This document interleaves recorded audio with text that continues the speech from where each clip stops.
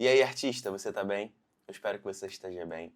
Hoje nós iremos conversar sobre um ponto que eu acho importantíssimo ser falado: o ego e a fotografia. Durante a minha jornada como fotógrafo, eu passei por vários estágios, né? Várias fases dentro da construção do meu eu como profissional. E uma coisa que ficou muito clara é o quanto que o ego está presente não só na fotografia, no ato de eu fotografar outra pessoa, mas o quanto o ego ele pode me dominar, né? O quanto eu posso ser uma pessoa cheia de ego e o quanto isso pode prejudicar a mim, minha arte e as pessoas que estão ao meu redor. Eu sou Samuel Ramos, para quem não me conhece, eu sou fotógrafo de casamentos, sou mentor na mentoria Artists Like Bezalel, que é uma mentoria para pessoas que trabalham no ramo do audiovisual, sobretudo no mercado de casamentos. E esse vídeo de hoje eu quero conversar com vocês sobre o quanto que dentro do mercado da fotografia, do mercado do audiovisual em si, né, nós lidamos com ego o tempo inteiro. Eu dei uma pesquisada aqui e eu quero ler para vocês o que significa ego, né? O ego, ele é necessidade de ser reconhecido, necessidade de ser validado, dificuldade de aceitar não ser o centro e apego à própria imagem. Quando a gente vai observar o nosso trabalho, muitas das vezes nós estamos fotografando para isso. Por exemplo, no mercado de casamento, nós sabemos que a fotografia ela tem o objetivo ali de registrar e de eternizar as histórias. Mas, cá entre nós, sabemos que a noiva, no making-off dela, ela quer uma foto que ela fique incrível. Não só para registrar esse evento, não só para permitir que esse evento seja eternizado, mas para fazer com que ela seja reconhecida e ela seja validada. E isso não é algo, de certa forma, ruim, tá? Eu não estou trazendo isso como se fosse algo ruim. É o dia dela, ela merece isso. Existe até uma frase que diz, dentro da fotografia, procure sempre fazer com que a mulher se sinta mais bonita e com que o homem se sinta mais poderoso. E isso faz com que eles amem o seu trabalho. E essa é a procura, né, dos nossos noivos, das nossas noivas. E de modo geral, quando, por exemplo, você vai fazer um ensaio de marca pessoal. Por que você está fazendo um ensaio de marca pessoal, um ensaio corporativo? Porque você quer, através da sua imagem, passar uma autoridade maior. Você quer que as pessoas te reconheçam. Isso é ego. E eu acredito que o fato de nós trabalharmos com isso o tempo todo, né, mexermos com essa área o tempo inteiro, faz com que a gente também desenvolva esse apego ao eu, esse apego ao reconhecimento daquilo que é feito.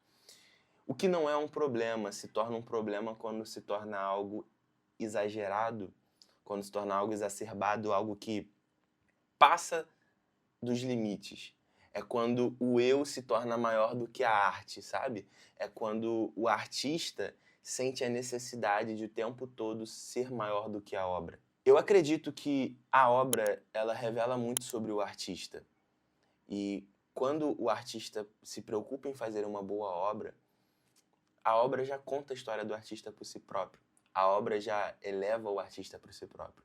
O grande problema é quando a gente está tão preocupado em ser reconhecido, tão preocupado em ser aclamado, em ser validado, que a gente já não faz mais a obra pelo ato de fazê-la.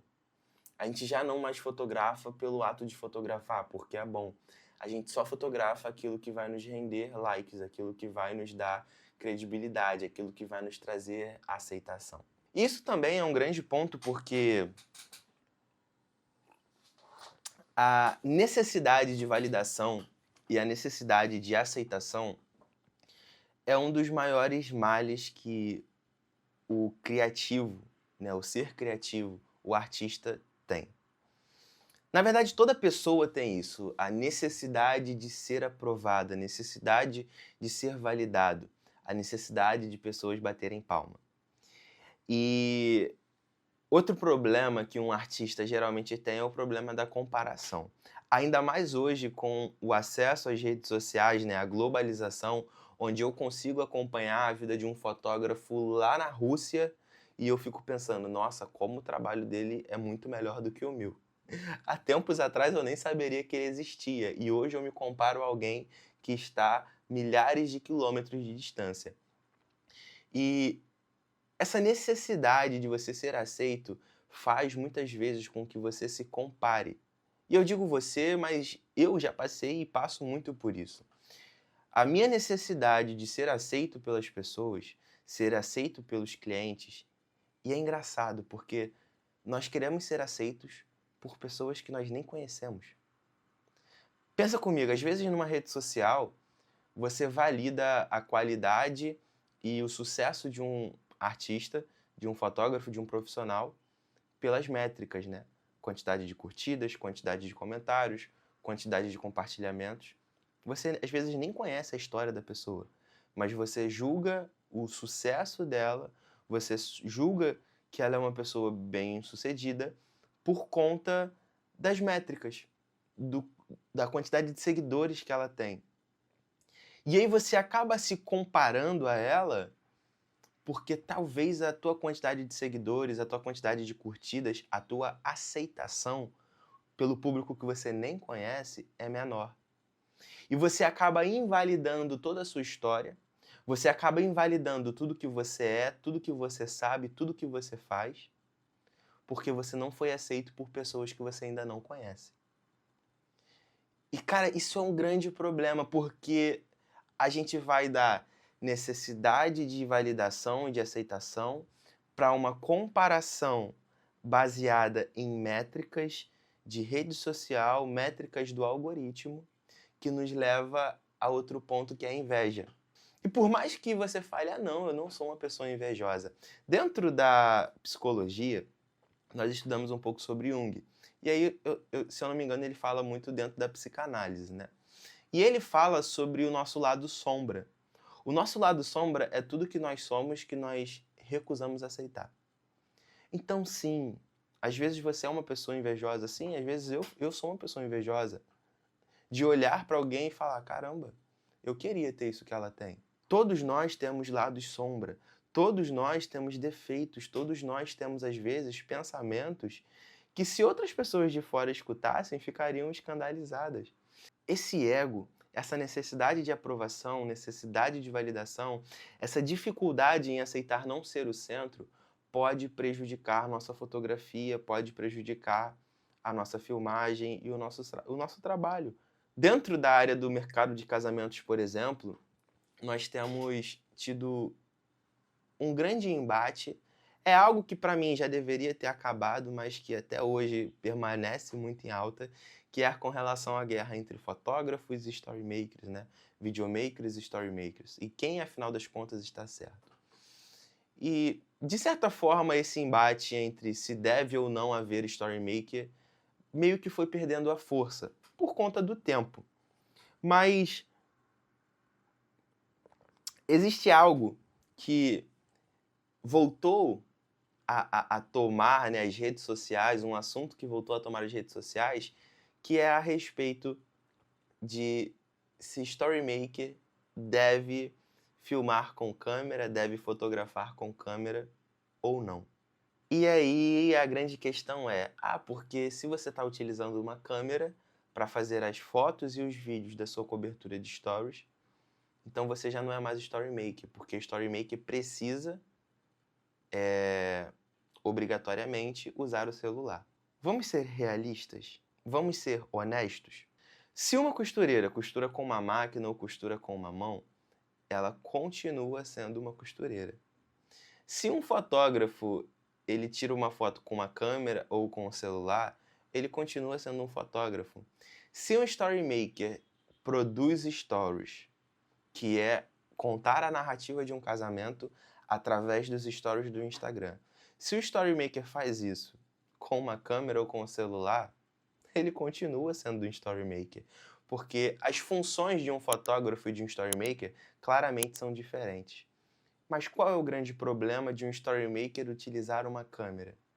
Sendo honestos, é que quando um storymaker ele faz uma foto com uma câmera, ele está tendo o privilégio de entregar algo para a noiva que é uma fotografia que muitas das vezes vai, obviamente, se sobressair uma fotografia com celular.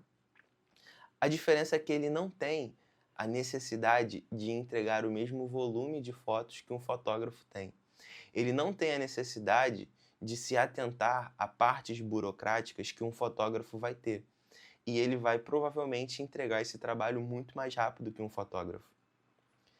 Na parte da filmagem, é basicamente ali a mesma coisa, né?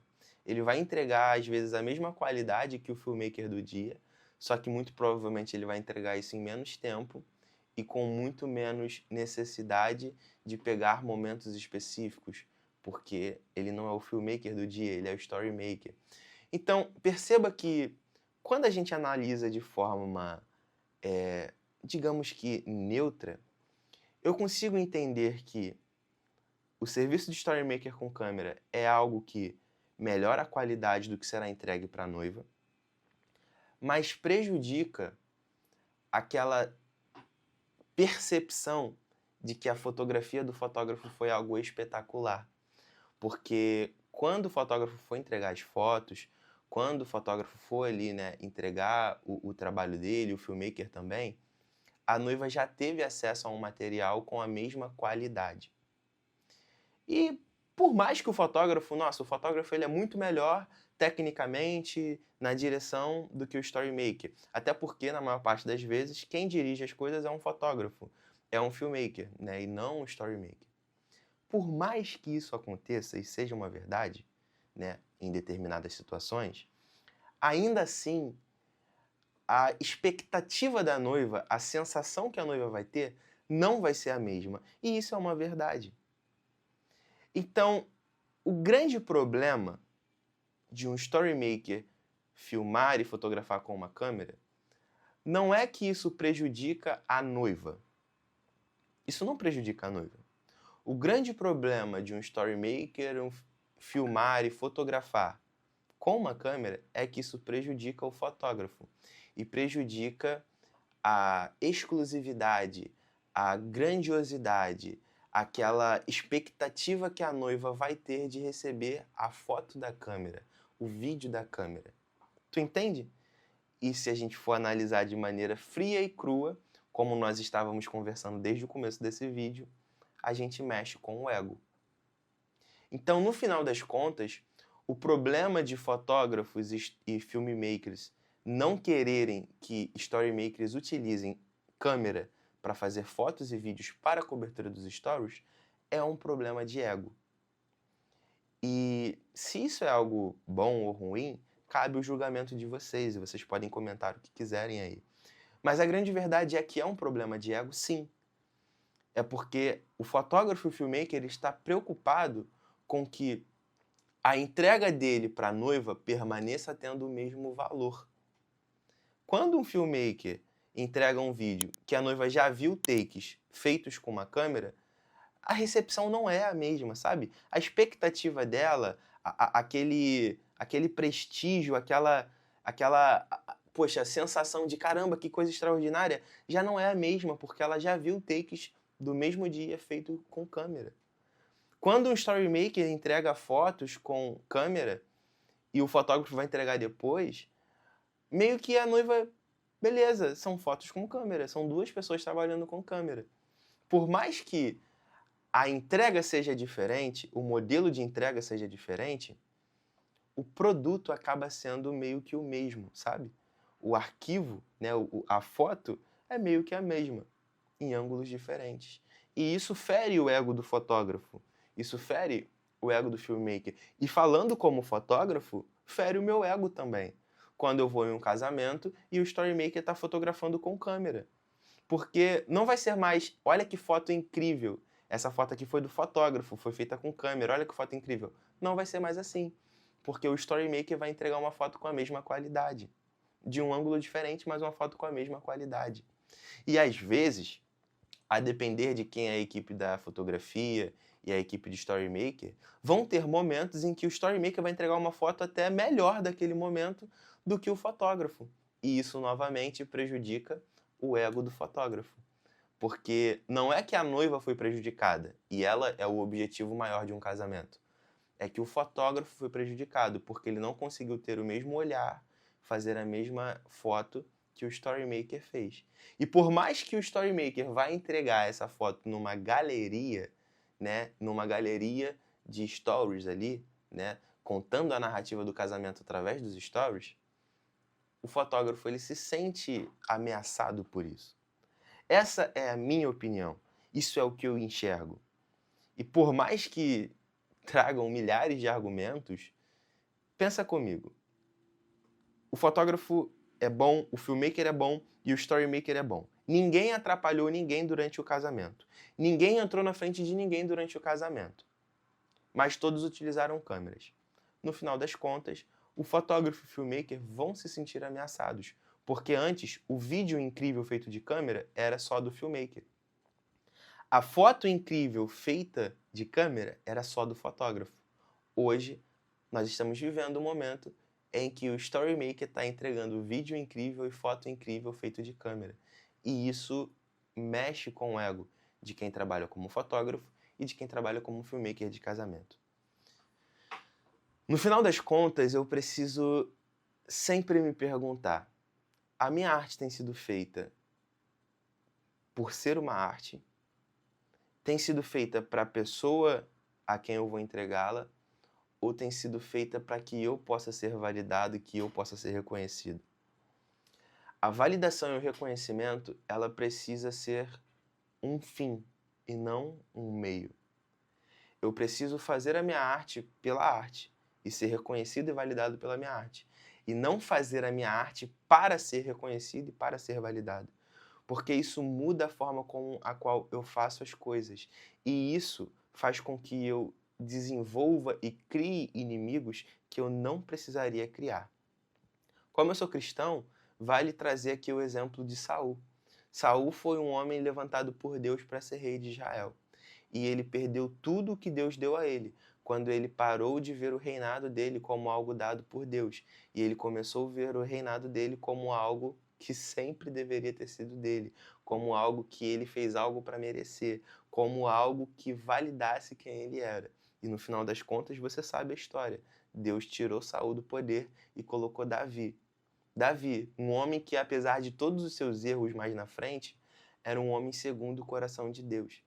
Que quando foi cobrado, ele não falou: Deus, não tira de mim o reino. Ele falou: Deus, não tira de mim o teu espírito. A tua fotografia, o teu trabalho, a tua arte, aquilo que você faz, deve ser feito não para que as pessoas te aplaudam, porque as mesmas pessoas que te aplaudem hoje, aplaudem o teu trabalho hoje, são as mesmas pessoas que daqui a um ano vão esquecer que você existe e vão estar aplaudindo outro fotógrafo, outro filmmaker, outro storymaker. Quando você se apega a fazer trabalhos para os outros para que as pessoas te aceitem, você se torna escravo delas. Você se torna escravo de like, você se torna escravo de comentário, você se torna escravo de curtida e você só faz aquilo que dá engajamento. Por mais que não seja o que você quer fazer. E isso se torna um grande problema. Então, pensa bastante sobre isso, reflete sobre isso. Será que o que você faz hoje, você faz porque você ama ou você faz porque você está procurando validação, você está procurando aceitação? O seu ego é o seu maior inimigo. O seu ego é o que pode fazer você perder tudo o que Deus já sonhou para você, já planejou para você e tudo aquilo que você construiu. Pode ser jogado tudo fora, porque você está se preocupando demais em ser o centro de tudo. E como a galera fala, né? Você não é um alecrim dourado. Você não é a pessoa mais importante do universo. Você não é o melhor fotógrafo do mundo. Você nunca vai ser o melhor fotógrafo do mundo. Quando eu comecei a fotografia, eu falava assim: não, eu quero ser o melhor fotógrafo do meu bairro, depois o melhor fotógrafo da minha cidade, o melhor fotógrafo do meu estado, o melhor fotógrafo do país. Hoje eu já não penso mais dessa forma, porque essa questão de ser o melhor fotógrafo, baseado em quê? Quem disse que eu sou o melhor? Quem foi que falou que eu sou o melhor? Às vezes a minha bolha fala que eu sou o melhor, mas para outras pessoas eu não sou o melhor e tá tudo bem. Eu preciso me preocupar em agradar aqueles que confiaram em mim, aqueles que me contrataram. Eu preciso fazer uma fotografia, né, onde eu possa entregar o meu melhor para eles. Mas enquanto eu estiver querendo a aceitação de todo mundo, a validação de todo mundo, e inclusive a validação de outros profissionais, a aceitação de outros profissionais, quando eu não faço a minha arte porque eu amo fazer, mas porque eu quero que outros profissionais me aplaudam, a probabilidade de que eu viva em ansiedade, em desespero, em comparação é muito grande. Então, a ideia desse vídeo de hoje é justamente trazer um pouco desse questionamento. Você tem feito o que você faz porque você ama o que você faz, você ama fotografar, você ama filmar, você ama ser story maker, você ama trabalhar com a música, trabalhar com a arte? Ou você é uma pessoa que está fazendo as coisas constantemente pensando: o que será que fulano vai pensar disso? O que será que ciclano vai dizer a respeito disso? Porque se o seu ego te guia, se tudo que você faz por conta do seu ego, a probabilidade de que você esteja criando, construindo um castelo de areia é muito grande. E qualquer tempestade, qualquer dificuldade, qualquer momento em que as pessoas parem de te aplaudir, você vai quebrar. Tome cuidado com isso, lembre-se, seja um artista como o Bezalel.